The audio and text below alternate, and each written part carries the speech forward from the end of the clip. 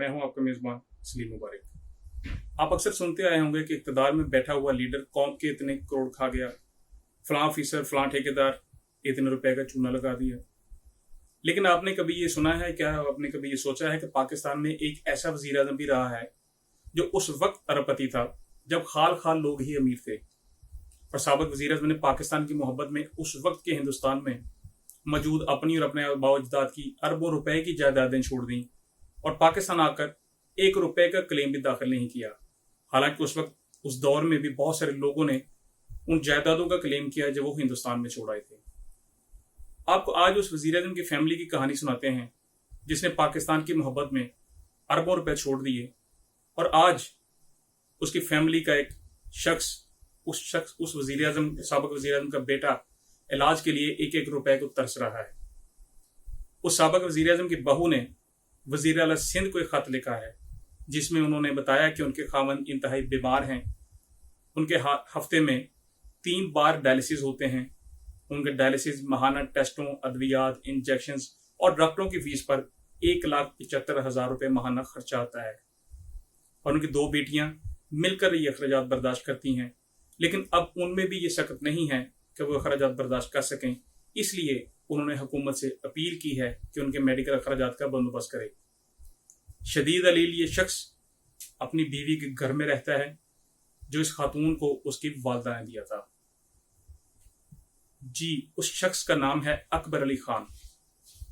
अकबर अली खान जिसका बाप पाकिस्तान का पहला वजीर आजम रहा है, यानी खान लियाकत अली खान। और ये दरख्वास्त खान लियाकत अली खान की बहू दुरे लियाकत ने दी है। जावेद चौधरी ने अपने कॉलम में लिखा है कि लियाकत अली खान करनाल के बहुत बड़े जागीरदार खानदान से ताल्लुक रखते थे।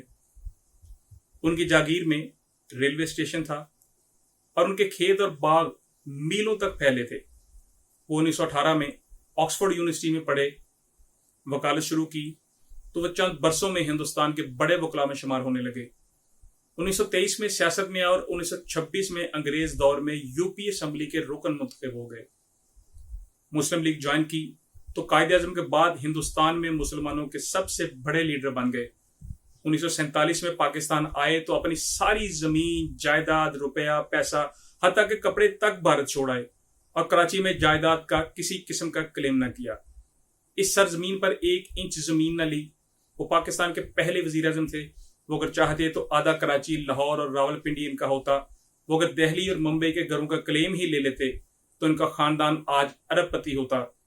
लेकिन इस दरवेश सिर्फ इंसान ने मुल्क को अपने सब कुछ दे दिया, लेकिन बदले में लिया कुछ नहीं। उनकी बेगम अपने जमाने की इंतहाई खूबसूरत, मुहज्जब और पढ़ी लिखी खातून थी। वो ब्रिटिश आर्मी के अंग्रेज मेजर जनरल डैनियल पेंट की बेटी थी। वालदा ब्राह्मण थी। लखनऊ यूनिवर्सिटी से ग्रेजुएशन की और गोखले मेमोरियल स्कूल कलकत्ता में पढ़ाना शुरू कर दिया। 1931 में एमए किया और दिल्ली में प्रोफेसर बन गई। उनका नाम शीला आयरन पेंट था। 1932 में इस्लाम कबूल किया, खान लियाकत अली खान से शादी की और शीला से बेगम राना लियाकत अली खान बन गई। उनके 2 बेटे थे, अकबर अली खान और अशरफ अली खान।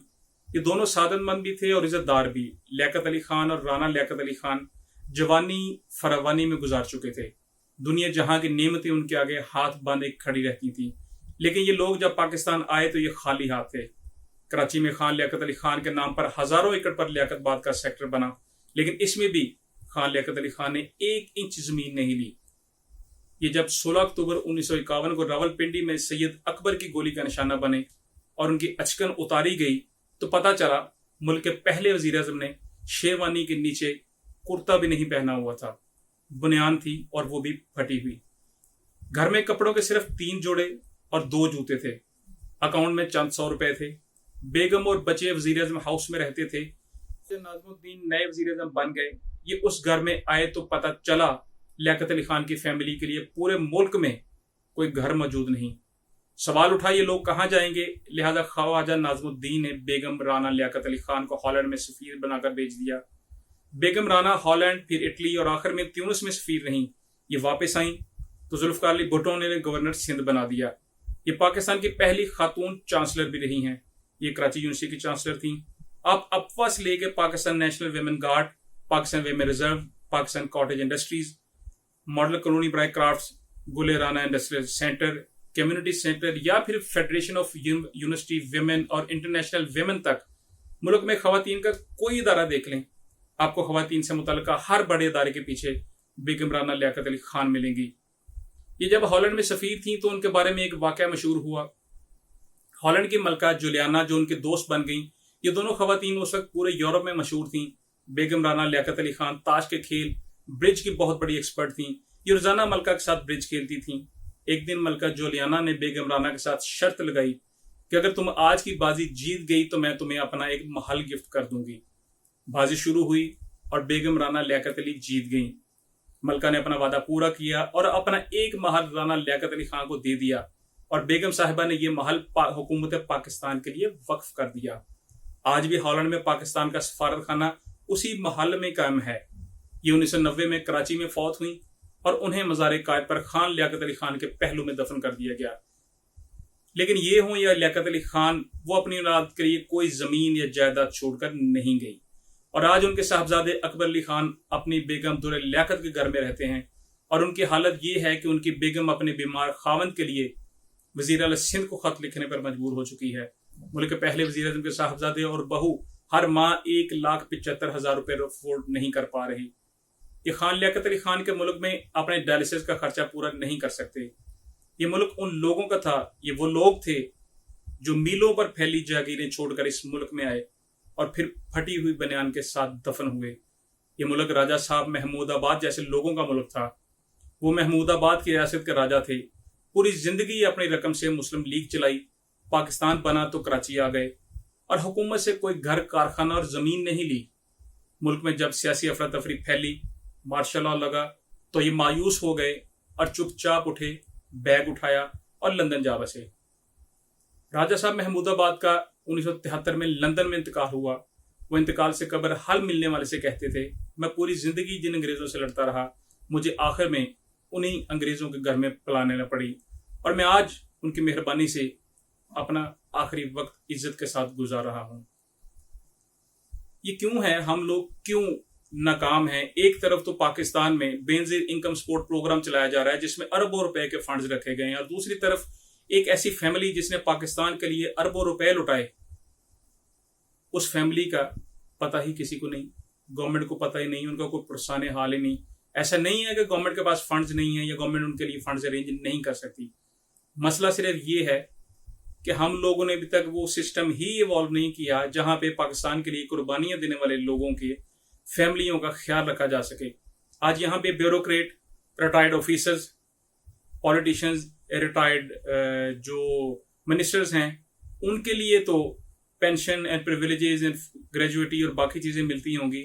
ये लोग जिन्होंने अपने खून से सींचा इस मुल्क को, इसकी मोहब्बत में यहाँ पे आए, उनके लिए हम क्यों नहीं कुछ कर पा रहे? क्यों ये जरूरत पेश आई कि खान लियाकत अली खान की जो बहू है वो अपने खावंद की इलाज के लिए हुकूमत को खत लिखे? क्या हम अभी भी जदीद दौर में भी इस पोजीशन में नहीं हैं कि हम लोग फैमिलीज का डाटा रख सकें? और वो फैमिलीज हैं जिनको प्रिविलेज देना, जिनके साथ आला और बेहतरीन सलूक करना हमारे फ़राइज़ में शामिल है। चूंकि इन लोगों ने अपने खून, अपनी दौलत, अपने ज़र, इन सब के साथ पाकिस्तान की खिदमत की है।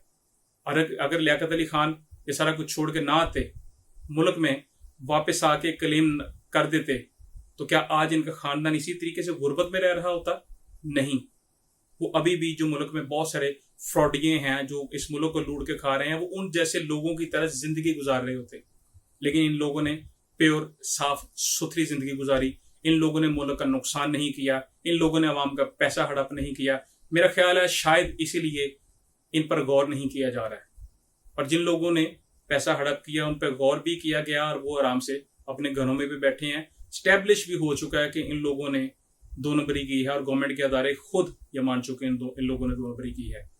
लेकिन क्या इन जैसे लोग, खान लियाकत अली खान की फैमिली जैसे लोग जिन्होंने मुल्क के लिए इतनी कुर्बानियां दी, क्या वो और ये लुटेरे बराबर हैं? क्या लुटेरों को प्रोटोकॉल दिया जाए, लुटेरों के लिए तमाम आसाइशें मुहैया की जाएं और वो लोग जिन्होंने कुर्बानियां दी उनको इससे सकने के लिए छोड़ दिया जाए? क्या ये मुनासिब है? ये सवाल छोड़े जा रहा हूँ, मैं आप लोगों के लिए कमेंट्स में ज़रूर बताइएगा।